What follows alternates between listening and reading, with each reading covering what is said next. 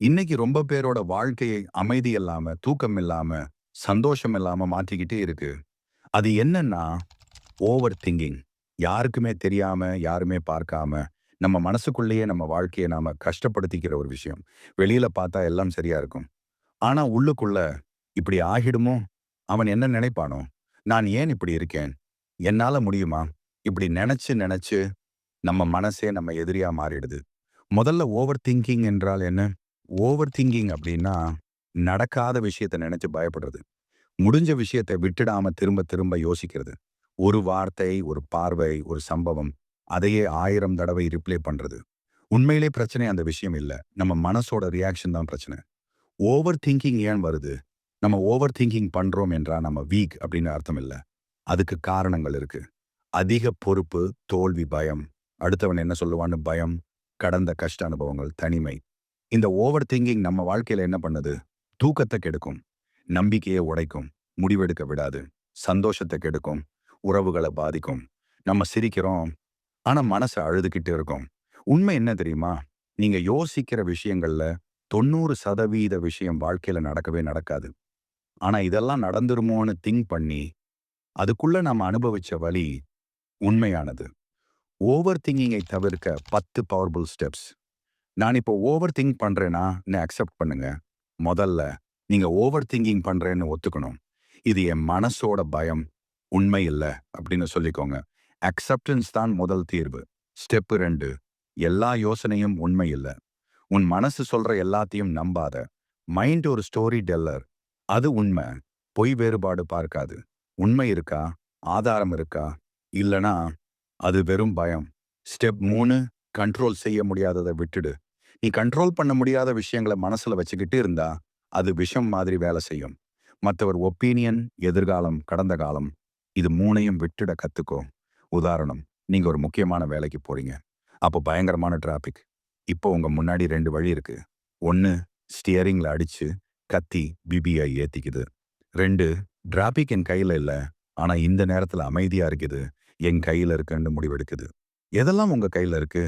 உங்க உழைப்பு, உங்க எண்ணம், உங்க சொல்லு. எதெல்லாம் உங்க கையில இல்ல? மத்தவங்க எண்ணம், காலம், முடிவு. உங்க கையில இல்லாததுக்காக நீங்க ஏன் கண்ணீர் வடிக்கணும்? ஸ்டெப் 4, செயல்தான் சிந்தனையை விட மேலானது. ஓவர் திங்கிங் வரும்போது சின்ன ஆக்ஷன் எடு.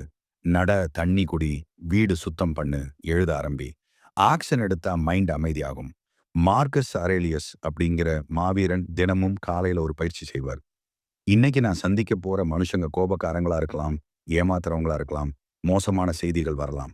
அதுக்கு நான் தயாரா இருக்கேன்னு தனக்குத்தானே சொல்லிப்பார். இது எதிர்மறையான எண்ணம் கிடையாது. இது ஒரு தடுப்பூசி. கெட்டது நடக்கும்போது அதிர்ச்சி ஆகாம, அதை எப்படி சமாளிக்கணும்னு முன்னாடியே பிளான் பண்றது. உங்களுக்கு நாளைக்கு ஒரு முக்கியமான வேலை இருக்கா? அதுல என்னவெல்லாம் சொதப்ப வாய்ப்பு இருக்குன்னு யோசிங்க. அப்படி சொதப்பினால் நீங்க என்ன செய்வீங்கன்னு எழுதி வைங்க. பயம் தானா ஓடிடும்.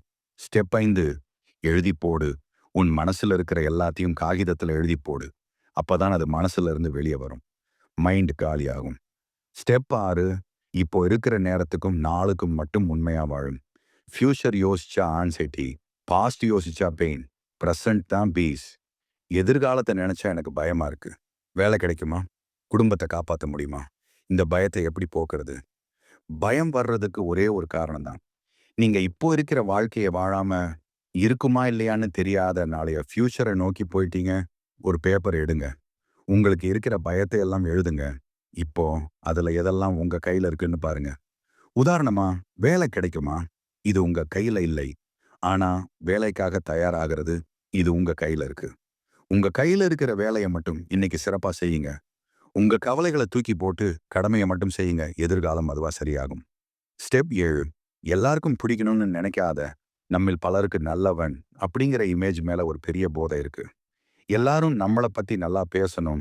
யாருக்கும் நம்மள பிடிக்காம போயிடக்கூடாதுன்னு நினைக்கிறோம். இது ஒரு மெதுவான விஷம். மத்தவங்க உங்கள பத்தி என்ன நினைக்கிறாங்கன்னு கவலைப்படுற ஒவ்வொரு நிமிஷமும், உங்களோட நிம்மதிய அவங்க கிட்ட பிச்சையா கேட்கிறீங்க. உங்க சந்தோஷத்தோட சாவிய அடுத்தவன் கையில குடுத்தா, அவன் எப்போ வேணா உங்கள அழ வைப்பான். விமர்சனம் பண்றவங்க வருவாங்க, போவாங்க. நீங்க தப்பு செஞ்சா திருத்திக்கோங்க. ஆனா அவங்களுக்காக உங்க மதிப்பை குறைச்சுக்காதீங்க. ஸ்டெப் 8, சோஷியல் மீடியா பிரேக் எடுங்க. சோஷியல் மீடியா ஒரு ஓவர் திங்கிங் ஃபேக்டரி. ஒவ்வொரு கம்பேரிசனும் உன் மனசு சின்னதாக்கும். பிரேக் எடுங்க. ரியல் லைஃப்க்கு வாங்க. ஸ்டெப் 9. உன்னை நீ பேசுற விதத்தை மாத்து. என்னால முடியாது, எனக்கு வராது, இந்த வார்த்தைகளை நிறுத்துங்க. நான் கத்துக்குவேன், நான் முயற்சி பண்ணுவேன். சொல்ல பழகு. நம்ம மூளைக்குள்ள 2 சிஸ்டம் இருக்கு. Fast system. இது கோபம், பயம் வந்த உடனே ரியாக்ட் பண்ணும். உதாரணம், யாராவது திட்டுனா உடனே திருப்பி திட்டுறது. Slow system. இது நிதானமா யோசிக்கும். நீங்க ஜெயிக்கணும்னா அந்த பாஸ்ட் சிஸ்டம் கத்துறப்போ ஒரு 5 செகண்ட் அமைதியா இருங்க. அந்த 5 செகண்ட் கேப் தான் உங்களை ஒரு சாதாரண மனுஷன் கிட்ட இருந்து ஒரு சாதனையாளனா மாத்தும். ஸ்டெப் 10. எல்லாம் சரியாகும். மன உறுதிங்கிறது ஒரு தசை மாதிரி. ஜிம்முக்கு போய் வெயிட் தூக்குனாதான் தசை வளரும்.